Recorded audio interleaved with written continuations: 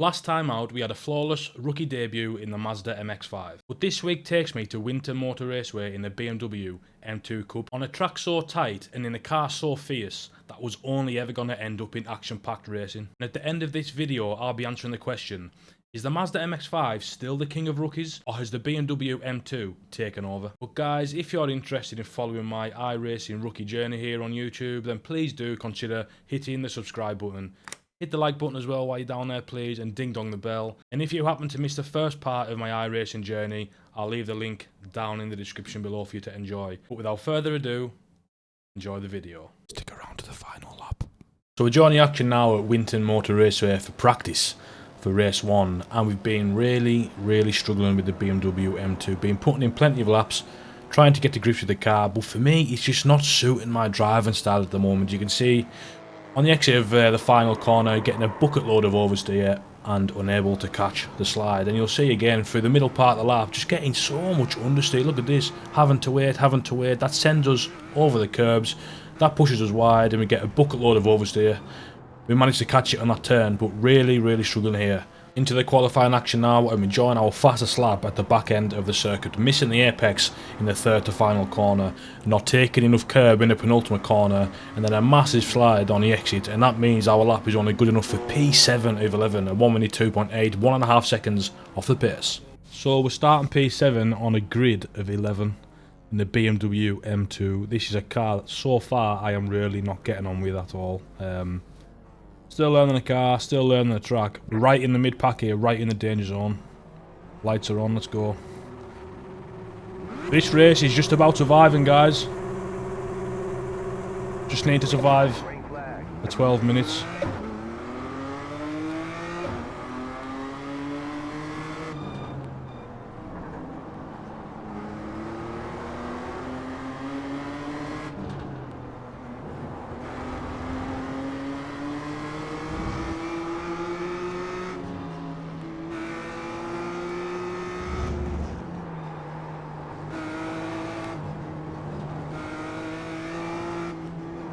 Need to be aware of the curbs on this track because they are deadly. Clean start though, we'll take this any day of the week. Now, this track is such a cool little technical track and it will produce nose to tail racing like you can see now. However, to make a move, it's going to be incredibly difficult.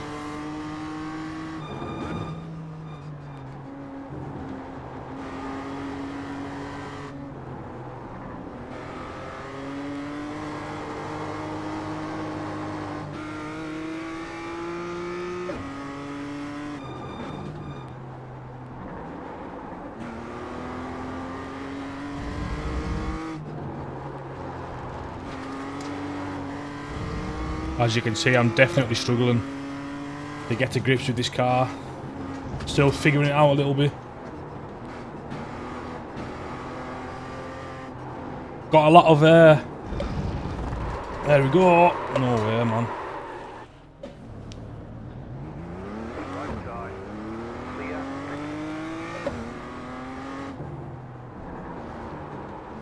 Come on, let's just concentrate, keep our heads down. And just watching a replay of lap 1 now, the only incident on lap 1, car number 10 looks down the inside of car number 11, however, he's a day late and $1 short on that one, gives him a little loof tap, no major harm done. Meanwhile, our struggles continue. Just feel like I'm lacking so much grip. This is a strong corner for me, I think. The entry speed into the apex. Somewhere where I think I'm a bit stronger than these guys, but everywhere else I think I'm just lacking a little bit. Oh, we don't want to get involved in that. But after our early spin on lap 2, it's clear to see we've got the pace advantage over these guys, but making a move here at Winton is incredibly difficult. Looking at down the inside, thankfully we pull out on that one because that guy gives us a big squeeze. Starting to grow a little bit impatient now, really need to get this move done. Let's just keep our noses clean and try and learn a lot for the next races. And keeping our noses clean is going to pay off here as we watch car number 10, who's currently in P8, been losing a bit of time to us, We've been pushing each other really hard, but he's going to lose the rear end on the curb. Fortunately, he spins onto the entry of the corner, and that promotes us up into P10. But the battling does not stop there, guys. The mistake from car number 10 puts car number 6 on the back foot, and that gives us an opportunity down into turn 1. We get a better exit, and that gives us a sniff into turn 1. We're late as we dare on the brakes, a little bit too late. We do get squeezed a bit, and we give him a little love tap. But into turn 2, we get the move done. Just need to remember that these guys probably won't give us a whole lot of space. Car's starting to feel like it's got a little bit more grip now. Could be the temperature of the tyres. Catching the two guys ahead of us, P5 and P6, I think. But I don't think we're going to have enough time. I think P7 is the maximum for us.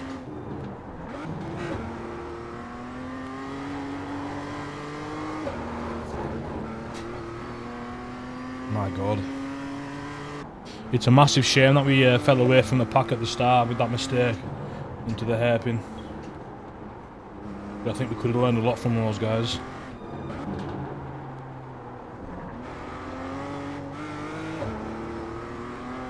Come on, we can still get this guy. I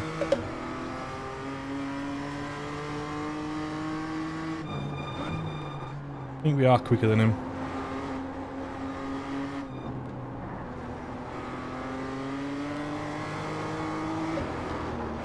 My God,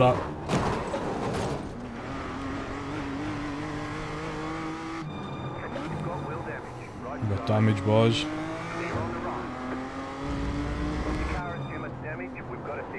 Meatball flag return to the pits. I don't even know where the pit entry is. Now I'm interested. Does that like is that like a mandatory message there? Have I got to box?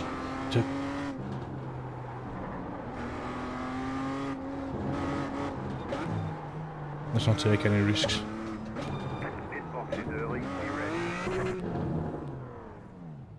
Oh, what a shame. Been a disaster race, hasn't it?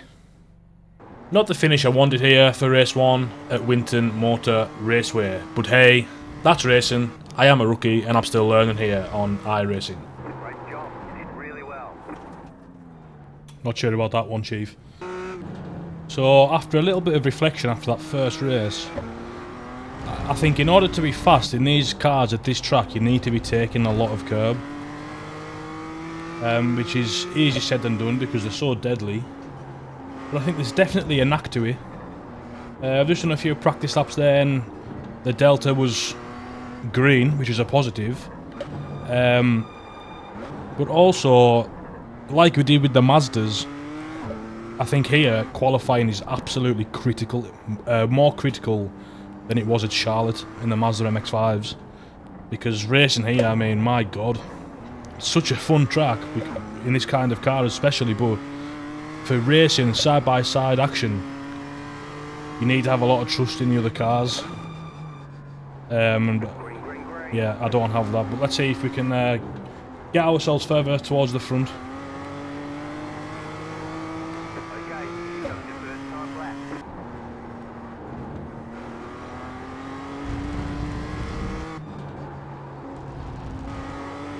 That's a bit better through there.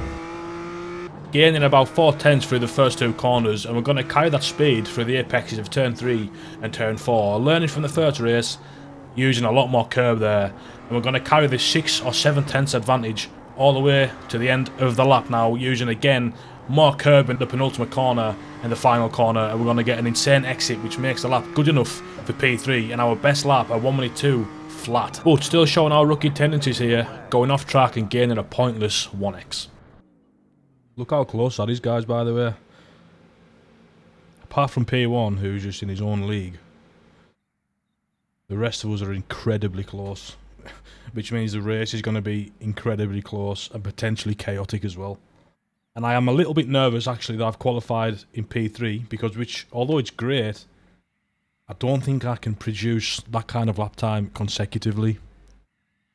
So I anticipate being under a lot of pressure from behind. I just don't want any crashes, I just want a clean race. Right, let's see if we can get a better launch than the first race.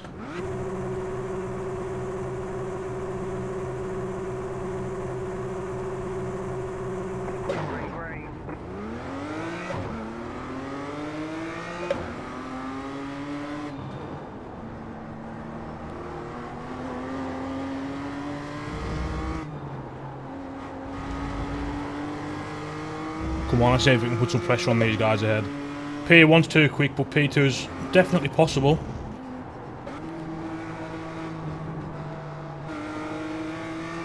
How much do we want to risk? Some more contact, that's a question.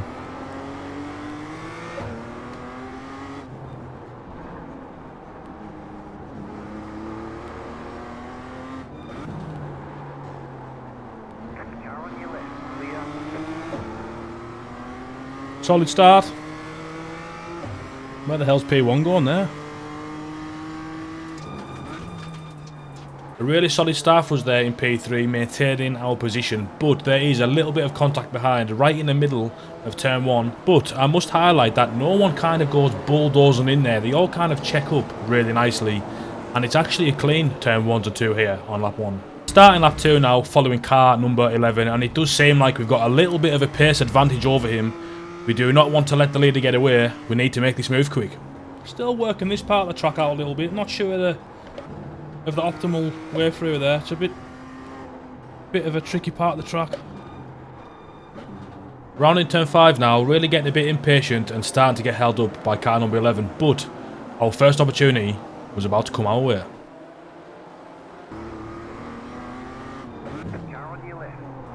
The next car's the leader. Keep to the right. Oof. We've seen our opportunity there, but they're the risks you sometimes got to take. Right, the leader, he's shown insane pace in qualifying in the first 2 races. So I mean, he's probably gonna just leave us for dead. But let's see if we can learn from him. Let's see if we can keep him honest. He's taking a lot of wide entries, that car ahead. He's really got a really good high minimum speed, which I just cannot match at the moment. Don't know how he's doing it. I just do not have that front end at all. Pushing like a scalded cat here in the BMW M2, really trying to find the answers, but to no avail at the moment. However, a little bit of lady luck was about to come our way.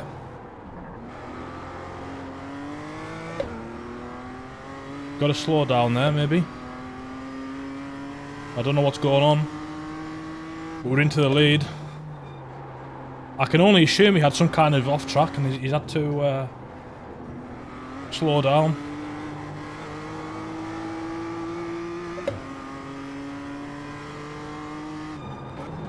Okay, you are the leader. Now we're definitely going to have our mirrors full, guys. He's faster than us, so we've got to drive a little bit defensive now, because I want this win. The guy behind's really got the confidence to just throw the car in from like a wide angle. And I don't have that yet.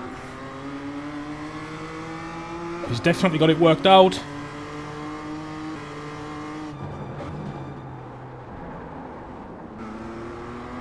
My god, he's got so much mid-corner speed on me.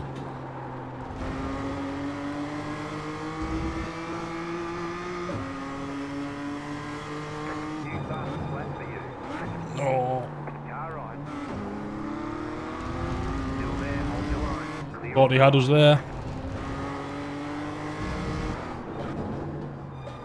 Just awkwardly park it in the middle of the track, guys, so he doesn't have any thoughts of sending us. We're definitely driving on the defensive a bit here. Again, just park it on the apex. Same again here. Park on the apex, have a tight exit, so we can't get any runs. If we don't make any mistakes, I think we've got him covered here.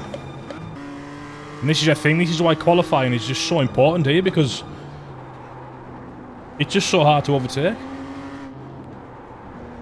This is his best chance in turn 1, I think. We've had a wobble. Car on. Still there. Clear. Damn it, man.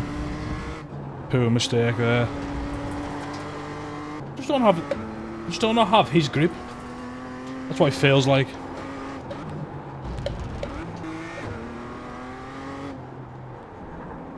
I don't understand how he can throw it in from such a wide entry and have so much confidence in his rear end and not have bucket loads of understeer.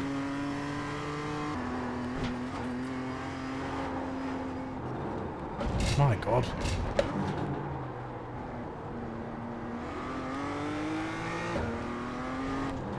I mean, look at that. I just try. Oh, I am just not. I'm just not as good as that guy in this car. It's as simple as that.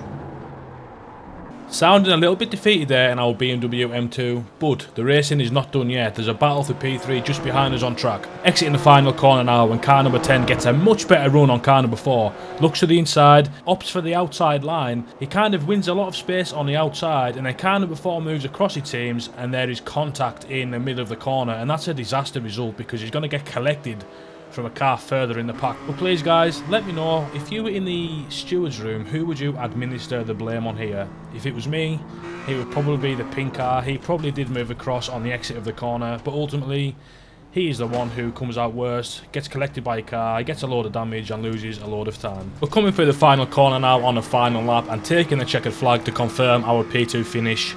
Really happy with this, considering the dismal performance in race 1. We take the P2, we move forwards, which is good. A vast improvement on race 1, but of course naturally a bit disappointed about giving away that win. But that guy was by far and away the fastest in there in that race. A nice confidence building result there in race 2, and looking to build on that in race 3. Into the qualifying action now, and this is our fastest lap, and it's going to be good enough for pole position. A 1 minute 2.2, not quite our best, quarter of a second shy, but it puts us in the best position to finally get our first victory here at Winton Raceway. Straight into the race action now, and the marshal drops the green flag for the final race here at Winton Motor Raceway. Into turn 1, navigating that well, really want to convert our first pole position into our first race victory here. Through turn 2, there's no drama behind either, we're away nice and clean, that's the hard part done, let's bring this thing home. Right, solid lap 1.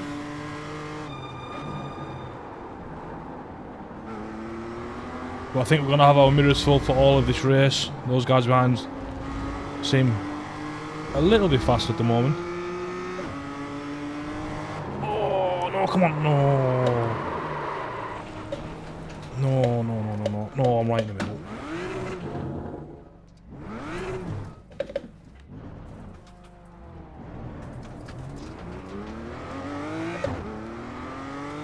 Oh, terrible mistake. I think we're being pushed our luck there, to be honest, in the first 2 races.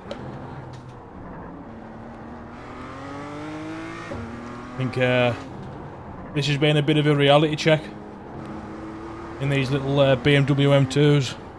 After what I thought was a clean start, turns out I couldn't have been more wrong. Watching the bulldozer number 9 BMW there, absolutely murdering car number 4, sends him to the shadow realm. And that brings car number 6 and car number 11 into the equation now. But meanwhile, car number 9 all over the back of car number 12 through turn 5. Approaching turn 6, he's going to have a little bit of a wobble, and that allows car number 8 to have a little bit of a sniff. But car number 9 won't take that from car number 8. He sends him back straight away, but unfortunately sends it too hard. Car number 8 goes off track and car number 9 goes around, and then car number 11 gets stuck in. He takes out the innocent bystander there, car number 10, and this is once again the kind of behaviour that you expect in rookie class. Extremely unhappy with myself after yet another unforced error on lap 2. So we're going to go into silent mode here, get our head down and chase after the cars ahead. Down the main straight into turn 1, have a look at the car in P6. No opportunities there, but we're going to go through there. Got a higher minimum speed than the car ahead through turns 1 and 2, and that's going to give us an opportunity on the run down to turn 3. The car ahead goes wide, we get the overlap on him, we've got a Winton returning, and the guy thankfully gives us a little bit of space, and that gets us up into P6. Nice move.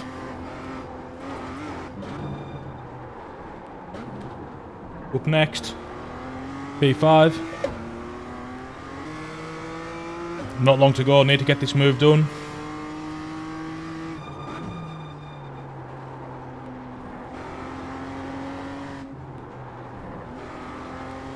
I'm so bad through here. On to lap 10 of 12 now, and we are all over the back end of car number 5. Through turn 6, eyeing the guy up, and we're going to go for the same move as we did earlier on. But this time, it definitely was a little bit too late, and we get squeezed on the apex. So we tried to avoid him as best as we could by going onto the grass, but in all fairness, this was a little bit cheeky. I don't give the position back initially. Car number 5 fights us around the outside into the final few corners. Car number 11 goes off track and rejoins in the worst possible place. That compromises myself and car number 5 onto the pit straight. Myself more so. On the run down to turn 1 now. Car number 5 doesn't seem to have a look. And then all of a sudden from nowhere he just sends us, and to be fair, he totally hits the apex and he catches us napping. An absolutely insane move from him. Fair play. Last lap, last chance for us here at Winton Motor Raceway. Following cars number 5 into turn 1. He gets checked up a little bit in the middle of the corner, and that gives us a little bit of a chance. It's the same through turn 2 actually. We have such a better run, and we half-heartedly show the nose to the inside, and he decides to defend thin air. Through turns 3, we get that totally wrong. I think we've got one more chance, and we absolutely send it over the curbs, not realising it's actually an off-track there, so I apologise for that, but we managed to get the move done down the inside, and that gives us the high line into turn 6 and turn 7, copying what we done when we were leading the race earlier, holding it tight, giving the car behind no opportunities to come underneath us, and that's going to be P5. Oof. Oh, that was a hard fought P5 there. Another messy race from me though. Not happy with that, but it's better than the first race I suppose, so I suppose it's progress, but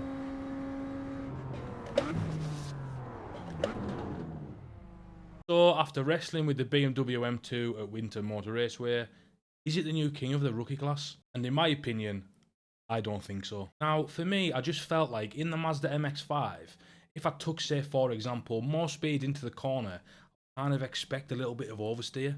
Whereas with the BMW, that feeling kind of in the middle was just missing. Like, it would just catch me out so easy. And I feel like for a true rookie driver, it'd be insanely hard to learn. Like, even for me, as somebody who is an iRacing rookie, but I do have 500 hours of sim racing under my belt, I still struggle with it. The Mazda MX-5 just felt to me like a little go-kart. You could really throw it round, really have fun in that car, and that's what this hobby is about, having fun. Now a few guys who I'm connected to in the community told me that learning the BMW M2 will really put me in good stead for the rest of my iRacing career, but for now I'm just not in a position to answer that question. I still need to get a lot more iRacing experience under my belt, but I'll be sure to revisit that question in a later video. So just in summary, if you're starting your iRacing career tomorrow, yes, I would definitely take the Mazda MX-5. I would also definitely try the BMW M2. After all, this is just my opinion. I just thought it was a little bit too hard to drive. But to be honest guys, the track didn't help as well. Tight, twisty, technical, high curbs, stiff car. It's not a good combination. If there's any experienced iRacers watching this video, please let me know what I can do to help master the BMW M2. And if you guys enjoy my content, then please consider hitting the subscribe button. Don't forget to like and ding dong the bell. Thank you so much for watching my videos, I really appreciate it. I got a lot of good feedback on the first one. I am still learning. I'm hoping content will definitely improve from here on out. But until next time, thanks for watching.